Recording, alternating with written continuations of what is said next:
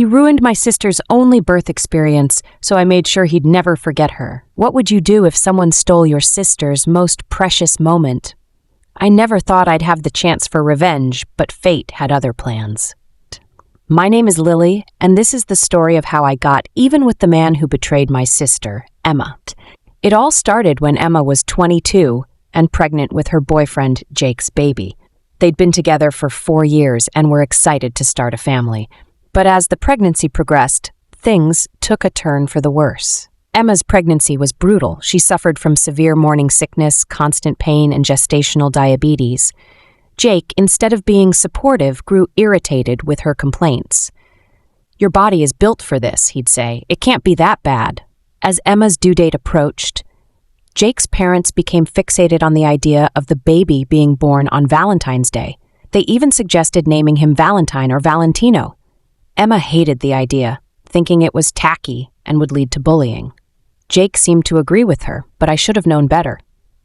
When Emma went into labor on February 14th, Jake couldn't even be bothered to stay in the delivery room. He said it was too gross. I was furious, but as a 14-year-old, I wasn't allowed in either. After a difficult delivery and emergency C-section, the doctors discovered a massive tumor in Emma's uterus. They had to perform a hysterectomy, meaning this would be Emma's only child. While Emma was still in surgery, Jake took it upon himself to fill out the birth certificate. When my brother checked on him, Jake brushed it off, saying he wanted Emma to rest and heal. You can probably guess what happened next. Jake forged Emma's signature and named the baby Valentino, exactly what she didn't want. When Emma found out, she was devastated. She dumped Jake and had the baby's name changed, but agreed to split custody. That's when Jake vanished. 6 months later, we discovered he had married another woman named Olivia. He'd been cheating on Emma throughout her pregnancy. Fast forward 6 years. I'm working as a hairdresser when none other than Olivia walks in, heavily pregnant. She had no idea who I was or about Emma and her son.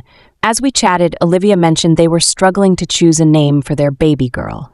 That's when I saw my chance. I suggested Emma, knowing it was a unique name in our area. Olivia loved it. Months later, I found out she'd insisted on using the name despite Jake's protests.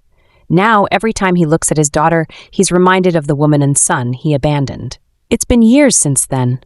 Emma's son, now 10, goes by a different name but still answers to Val as a family nickname. Emma's found a great guy who's like a real father to her son. As for Jake, well, I hope he thinks of Emma every time he calls his daughter's name. Sometimes revenge is as sweet as it is unexpected.